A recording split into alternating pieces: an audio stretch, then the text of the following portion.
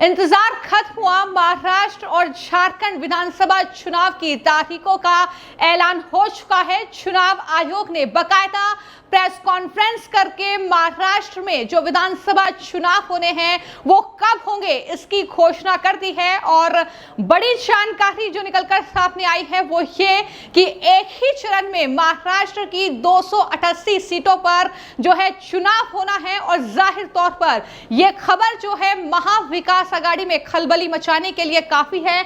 आप देख सकते हैं कि ये इलेक्शन कमीशन की ओर से जो प्रेस कॉन्फ्रेंस की गई है उसमें यह जानकारी दी गई है कि जो चुनाव होगा महाराष्ट्र में 288 विधानसभा सीटों पर वो सिंगल फेज में होगा, यानी एक ही चरण में ये मतदान होगा। और मतदान की तारीख है 20 नवंबर। जी हाँ, 20 नवंबर 2024 को महाराष्ट्र की 288 सीटों पर वोटिंग होगी। और वहीं पर जो नतीजे सामने आएंगे वो नतीजे हैं 23 नवंबर को जो है वो नतीजे सामने आएंगे। तो कुल मिलाकर ये जो खबर है कि 20 नवंबर को वहां पर वोटिंग होगी और 23 नवंबर को महाराष्ट्र विधानसभा चुनाव के नतीजे सामने आएंगे, ये उद्धव ठाकरे, शरद पवार और राहुल गांधी जैसे नेताओं के लिए किसी बड़े झटके से कम नहीं है। क्योंकि एक तरफ जहां पर महायुति ने यानी बीजेपी, शिंदे और साथ ही अजीत पवार का जो गठबंधन है उन्होंने सीट शेयरिंग का फॉर्मूला निकाल लिया है, सीट शेयरिंग पर चर्चा हो चुकी है। लेकिन वहीं पर बात अगर महाविकास आघाड़ी की जाए तो वहां पर अभी सीट शेयरिंग का फॉर्मूला भी नहीं निकला है, वहां पर सीटों का बंटवारा नहीं हुआ है, रणनीति चुनाव के लिए तैयार नहीं हुई है। और यहां पर इलेक्शन कमीशन ने तारीखों का ऐलान कर दिया है जहां पर महाराष्ट्र में सिंगल फेज में जो है वो इलेक्शन होगा और 20 नवंबर को महाराष्ट्र में जो है चुनाव होगा। तो जाहिर तौर पर जो महाराष्ट्र में विधानसभा चुनाव की तारीखों का ऐलान हो चुका है वो महाविकास आघाड़ी के लिए बहुत बड़ा झटका है। क्योंकि उनकी रणनीति जाहिर तौर पर वहां पर तैयार नहीं हुई है, सीट शेयरिंग का फॉर्मूला नहीं निकला है। वो पहले से ही लगातार जो है महायुति के नेताओं को कहीं ना कहीं जो बयान उनके सामने आ रहे हैं वो कह रहे हैं कि तमाम तैयारियां उन्होंने कर ली हैं और उन्होंने तमाम अपनी योजनाएं निकाल ली हैं, इसलिए देरी हो रही है जो है चुनाव की तारीखों की घोषणा करने में। लेकिन देखना होगा कि ये जो 20 नवंबर को वोटिंग वहां पर होगी, ये जो तारीख की घोषणा की गई है वो भी सिंगल फेज में जो वोटिंग होने जा रही है। इसके बाद अब महाराष्ट्र में उद्धव ठाकरे गुट के नेताओं की, साथ ही शरद पवार की पार्टी की, कांग्रेस पार्टी के नेताओं की क्या प्रतिक्रियाएं जो है निकलकर सामने आती है। तो कहीं ना कहीं ये देखना दिलचस्प होगा। क्योंकि फिलहाल इलेक्शन कमीशन ने महाराष्ट्र चुनाव की तारीख की घोषणा कर दी है। और वहीं पर बात अगर झारखंड की जाए तो झारखंड में बता दें कि 2 फेज में इलेक्शन होगा। टोटल सीट जो है वो 81 है वहां पर विधानसभा की। और वहीं पर जो इलेक्शन कमीशन की ओर से तारीख की घोषणा की गई है, चुनाव पहले फेज का 13 नवंबर को होगा और वहीं पर दूसरे फेज का जो चुनाव है वो 20 नवंबर को झारखंड में होने जा रहा है। जो फर्स्ट फेज में वोटिंग होगी वो कुल 43 सीट्स पर वोटिंग होगी और वहीं पर जो सेकंड फेज में जो वोटिंग होगी वो कुल 38 सीट्स पर वोटिंग होगी। ये जानकारी भी इलेक्शन कमीशन ने दी है। और वहीं पर जो काउंटिंग है, जिस 23 नवंबर को महाराष्ट्र के चुनाव नतीजे सामने आएंगे तो झारखंड के नतीजे भी 23 नवंबर को जो है वो निकलकर सामने आएंगे। तो कुल मिलाकर ये बड़ी खबर है कि किस तरीके से जब चुनाव की तारीखों की घोषणा हुई है, हाल ही में हरियाणा विधानसभा चुनाव और साथ ही जम्मू कश्मीर का विधानसभा चुनाव खत्म हुआ है, कांग्रेस अभी उस हार से उभरी भी नहीं है कि इस तरीके से जब इलेक्शन कमीशन ने ये तारीखों का ऐलान चुनाव के लिए कर दिया है, चाहे महाराष्ट्र का हो चाहे झारखंड का हो, तो जाहिर तौर पर ये कहीं ना कहीं जो इंडी अलायंस में पार्टियां हैं उनके लिए बहुत बड़ा झटका ही होगा। क्योंकि जाहिर तौर पर हमने देखा कि किस तरीके से अब तक चुनाव की तारीखों की जब जब घोषणा हुई है तो विपक्ष ने इस पर सियासत की है। लेकिन झारखंड में भी अगर बात की जाए तो झारखंड मुक्ति मोर्चा यानी हेमंत सोरेन की पार्टी की शायद उतनी तैयारियां नहीं होगी, क्योंकि सोरेन अभी हाल ही में जेल से बाहर आए हैं। तो उनके लिए भी ये जो चुनाव की तारीखों की घोषणा की गई है 13 नवंबर को फर्स्ट फेज में वहां पर चुनाव होगा और 20 नवंबर को सेकंड फेज में वहां पर चुनाव होगा। तो ये कहीं ना कहीं जो इलेक्शन कमीशन ने तारीख की घोषणा की है वो कहीं ना कहीं जो है विपक्ष के लिए एक झटका होगा। वहीं पर झारखंड में अगर नॉमिनेशन की बात की जाए तो 25 अक्टूबर से वहां पर नॉमिनेशन शुरू हो जाएंगे फर्स्ट फेज के लिए और सेकंड फेज के लिए 29 अक्टूबर से जो है वो नॉमिनेशन फाइल कर सकेंगे कैंडिडेट। ये भी जो कहीं ना कहीं घोषणा है वो वहां पर कर दी गई है। तो लगातार सबकी निगाहें इस बात पर टिकी थी कि कब चुनाव की तारीखों का ऐलान होगा। For Maharashtra, this will be in single phase. The notifications, date of notifications are in front of you. 22nd October would be date of notification. Last date of making nomination would be 29th October. Scrutiny on 30th October. And last date for withdrawal 4th, and date of poll in Maharashtra would be 20th 11. Counting would be on 23rd 11 24, and you will notice that date of poll is Wednesday. This is deliberately, which lot of scheduling, whatever goes into scheduling, we have tried that it is midday, so that issue of urban apathy is handled. And in case of urban apathy, we are really very concerned. We want to make appeal through you to all our esteemed voters in the urban areas to please come and vote. It's not a healthy trend which is reflected. If I give you a brief of what is happening across the elections in the urban apathy, we will share this slide with you. If you look at various states, you look at Gurgaon, you look at Faridabad recently. Last elections, you look at Jubilee Hills, Hyderabad. You look at Bangalore South. You look at Gujarat, Gandhigram, Kolaba, Mumbai City, Pune, Thane, all are much below the state averages of each state. We will be conducting a special meeting of the municipal commissioners and DOs within a week's time to appeal again to do whatever we can do to motivate the voters in the urban areas, but the trends are really not good. If I show you the Lok Sabha, that was the Lok Sabha, if I show you legislative assemblies, see the lowest, the Kolaba was just 40%. 62 of 64 urban ACs in Maharashtra were less than the state average in 2019. So was the case in the parliamentary elections 2024 also. And just to give you a contrast, if you compare, so what was the situation in Lok Sabha in Kalyan was 50%, Mumbai South 50, Mumbai North, Thane, Pune, Mumbai South, everything 53%. And these were the lowest 6 parliamentary constituencies out of the lowest 10. So that's the state of the urban apathy. We would be doing everything to counter it. Last time in 24 elections, we had all celebrities, all corporates, Amul, everyone involved. We'll do it again. And we'll also, at this point, emphasize that this contrasts with a very positive trend in the constituencies like Doda, 72%, Riyasi, 74%, Punch, 74%, Rajouri, 71%. If they can go 70 plus, Kolaba can also go 40 plus. In 24 Lok Sabha elections, Bastar was 68%, 69%. Gadchiroli, Manipur, states after state, tough areas. So we'll be requesting through you, we'll have a special drive this time for the slum areas in urban areas and also the colonies, all alike, to have a real urban push. I do not want to name specific thing, but there are booths in Faridabad and Gurgaon in the recently held elections, and they are the poshest places where voting has been around 20%. So again, we will be doing a lot of work on this to do whatever we can do to attract the urban voters. Now, friends, coming to Jharkhand.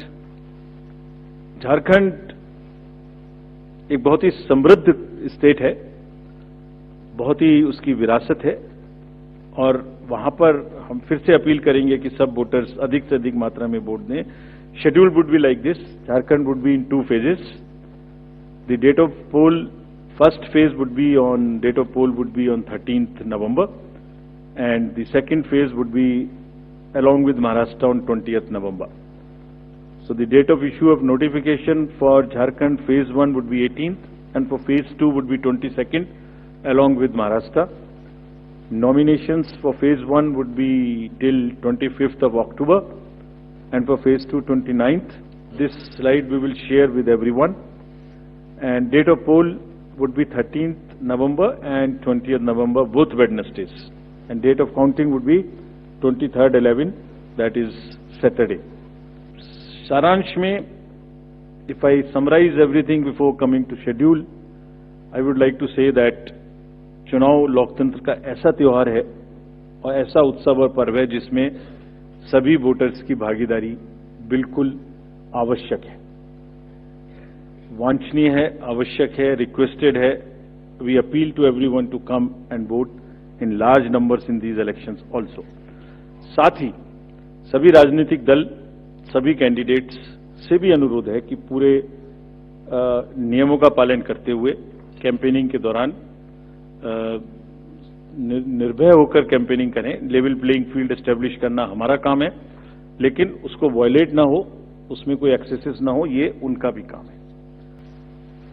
With this, we end our presentation with the request that through you, that all the voters of Jharkhand and Maharashtra कृपया बाहर आइए, कृपया vote करिए.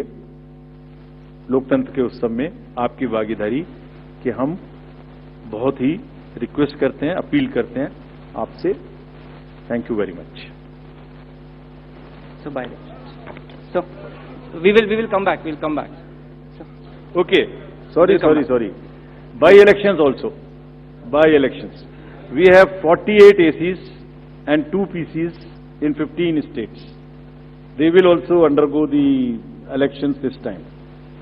All the 48 ACs and 2 PCs, the schedule would be like this.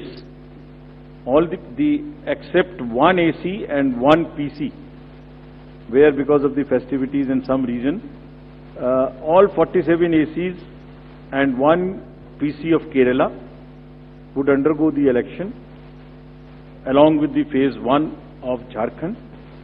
The same schedule.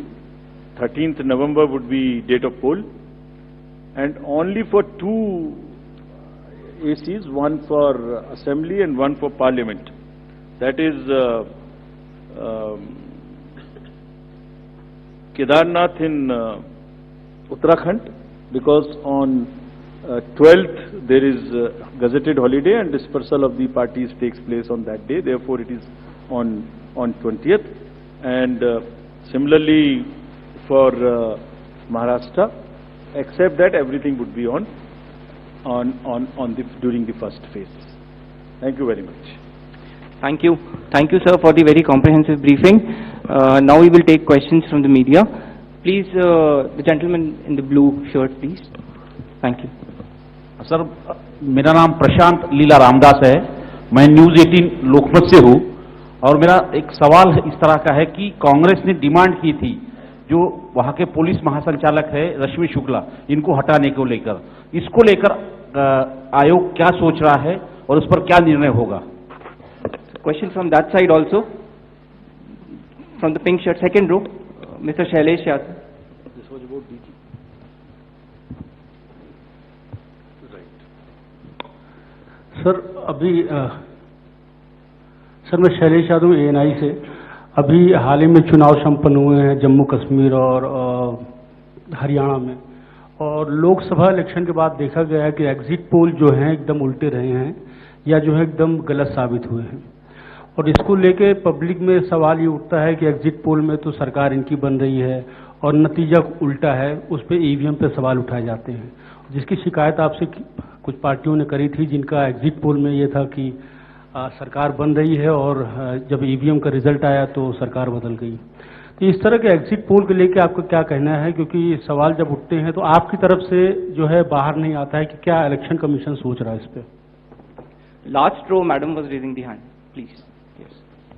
So just wanted a clarification for the assembly constituencies and parliamentary constituency by-polls. So it's Wayanad and Nanded, the two parliamentary constituencies voting, right? Yes. Yes, yes. There is a EP. There is a EP pending. Yeah. Gentleman in the, yes, please. Sir, I am Sandeep Rajgolkar from TV9 Marathi. मेरा सवाल ये है, जो अभी जो सरकार में जो पॉलिटिकल पार्टीज है उनको अब मिले, अपोजिशन को भी मिले, उन्होंने मांग की थी, जो पार्टी अभी सरकार में है उन्होंने मांग की थी कि एक फेज में ही वोटिंग हो, और अपोजिशन ने तब टीका पर की थी उन पर कि 2 या 3 फेज में होना चाहिए। तो उनकी मांग थी इसलिए किया क्योंकि छोटा हो के भी झारखंड में वहां पे 2 फेज है और महाराष्ट्र में 1 ही फेज है। We have gentleman in the first row, please. Good evening sir. सामने सर। मोहित दुबे, न्यूज नेशन से हूं सर मैं। मेरा सवाल ये है कि ईवीएम को लेके पहले भी आपने बयान दिया है, लेकिन एक बार फिर से ईवीएम को लेके शिकायतें विपक्षी दलों ने हरियाणा को लेके की है, बैटरी को लेके शिकायत की गई है। तो आप हमेशा ये कहते रहे कि निष्पक्षता के साथ हम चुनाव करवाते रहे, तो ऐसे लोगों को आप क्या जवाब देंगे, ऐसे लोगों को आप क्या कहेंगे जो ईवीएम को लेके आपसे शिकायत करते हैं और इस बार बैटरी को लेके शिकायत की गई है? तो पहले इतने प्रश्न जवाब दे देता हूं। पहला प्रश्न था डीजी महाराष्ट्र के बारे में। सो DG's appointment in any state is governed by the procedure where the name of the senior most officers are sent to the UPSC. UPSC selects the person, and there is a Honorable Supreme Court decision on this in Prakash Singh's case. The entire issue of this will be handled as per the legal pronouncements governing the subject. This name has been cleared by UPSC, but however, exactly what has been dictated, what has been ordered in this Honorable Supreme Court's order, this case will be handled according to that. Somebody asked about 2 phases in Jharkhand and 1 phase in Maharashtra. Do you remember how many phases were in Jharkhand last time? 5. And now you are asking about 2 also. There are factors in Jharkhand which are about the Naxal areas and others. There are concerns, therefore there are 2, and Maharashtra was 1, it is 1. Exit polls. Actually, I didn't want to touch this subject, but since you are asking.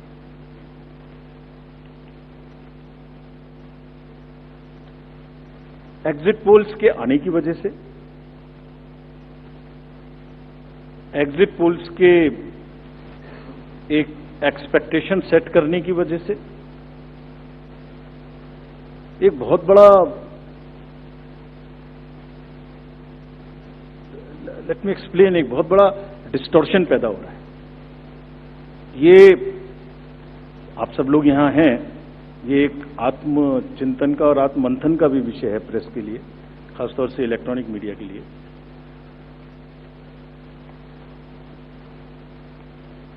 पिछले कुछ election से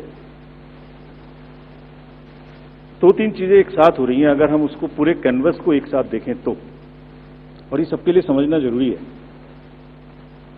पहले एक exit poll आता है जिसकी हम उसको गवर्न नहीं करते, जो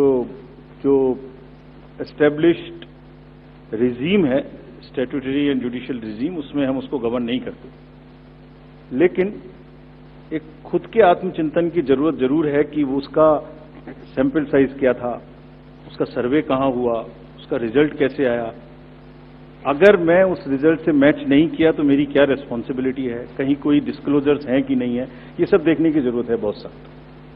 there are bodies which govern this, There is NBSA, there are other bodies which self-regulate, and I am sure the time has come that the associations, bodies which govern will do some self-regulation. Because इसी से जुड़ा हुआ दूसरा विषय है जो कि बहुत ही इंपॉर्टेंट है. जिस दिन पोलिंग खत्म हुई उससे रफली थर्ड डे काउंटिंग होती है. तो आज शाम को 6 बजे से एक एक्सपेक्टेशन राइज हुई. सबने सोचा ये होने वाला है, जिसका कोई साइंटिफिक आधार, जिसका कोई लीक पब्लिक में डिस्क्लोजर में नहीं है. जब काउंटिंग का समय शुरू होता है तो 8:05 और 10 मिनट से रिजल्ट्स आने शुरू हो जाते हैं, जिस नॉनसेंस. आप बताइए, मेरी पहली काउंटिंग 8:30 बजे शुरू होती है और हमारे पास प्रमाण है इस बार कि 8:05, 8:10, 8:15 पर आने लगा इतने की लीड, इतने की लीड, इतने की लीड, इतने की लीड. ऐसा तो नहीं है. I am just posing question, we are not gone into this. But ऐसा तो नहीं है कि एग्जिट पोल को जस्टिफाई करने के लिए वो शुरू में ट्रेंड्स आ गए कि हमने तो ऐसा कहा था, वैसे ही ट्रेंड हो रहा है, बाद में जो होगा वो होगा. और अचानक से पहला रिजल्ट एक राउंड का 8:30 बजे जब काउंटिंग शुरू हो रही है तो 9 बजने में 10 मिनट, 9 बजने में 5 मिनट से पहले 20 मिनट भी लगेंगे एक राउंड में, तो आ ही नहीं सकता. और हम उसको 9:30 बजे वेबसाइट पे डालते हैं 9:31 पे. एग्जैक्टली कभी भी देख लीजिए, एक के बाद एक. 9:30 पे हम उसको अपनी वेबसाइट पे डालते हैं, फिर 11:30 पे डालते हैं, फिर 1:30 पे डालते हैं. चलिए, आपके कोई कॉरेस्पॉन्डेंट वहां मौजूद थे, उन्होंने पहले बता दिया. प्रोसेस काउंटिंग में रिजल्ट को स्क्रीन पे दिखाना पड़ता है, एजेंट के साइन लेने पड़ते हैं, ऑब्जर्वर से जस्टिफाई कराना पड़ता है, तो ऑफिशियल साइट पे आने में आधा घंटा लग सकता है. लेकिन 9 बजे से 9 बजने में 10 मिनट से पहले कैसे आते हैं? और उससे क्या होता है, एक तो एक्सपेक्टेशन है एग्जिट पोल्स की, उसके बाद 8:45 बजे तक मैंने दिखा दिया उसी के मापदंड से कि वो लीड कर रहे हैं लोग. तो वास्तविक रूप से जब वो एक्चुअल रिजल्ट्स आने शुरू होते हैं तो एक मिसमैच होता है. And that mismatch is also giving, this can lead to serious issues sometimes. Even the gap between expectation and achievement is nothing but frustration. So, ये एक विषय ऐसा है जिस पर हम तो नहीं, हमारे हाथ बंधे हुए हैं, लेकिन एक कुछ ना कुछ मंथन की, कुछ ना कुछ, एंड आई एम श्योर जब इस देश में, जब कंट्री में इस तरीके की जरूरत होती है तो एक सेल्फ करेक्शन हो जाता है. तो सभी रेस्पॉन्सिबल लोग इसका सेल्फ करेक्शन जरूर करेंगे. I am sure about it. EVM के बारे में आपने फिर से पूछा.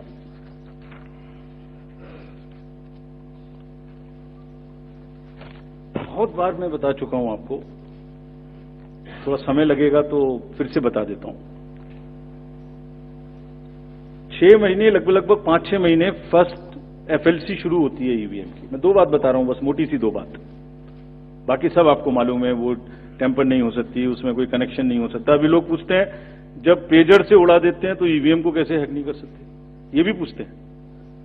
जब कोई किसी कंट्री में पेजर से उड़ा दिया तो ईवीएम हैक हो जाएगी. अरे भाई, पेजर कनेक्टेड होता है, ईवीएम कनेक्टेड नहीं होती. एनीवे, 2 बात मोटी मैं आपको बताता हूं, बहुत मोटी. हालांकि बीजेपी का मंथन लगातार महाराष्ट्र में चल रहा था, बैठक हो चुकी थी, सीट शेयरिंग का फॉर्मूला भी बीजेपी ने निकाल लिया है. लेकिन देखना दिलचस्प होगा कि चुनाव की तारीखों की घोषणा के बाद अब किस तरह की प्रतिक्रियाएं जो हैं वो महाराष्ट्र और झारखंड से खासतौर पर इंडी अलायंस के नेताओं की निकलकर सामने आती है. फिलहाल आपकी इस खबर को लेकर क्या राय है, हमें कॉमेंट बॉक्स में जरूर लिखिए.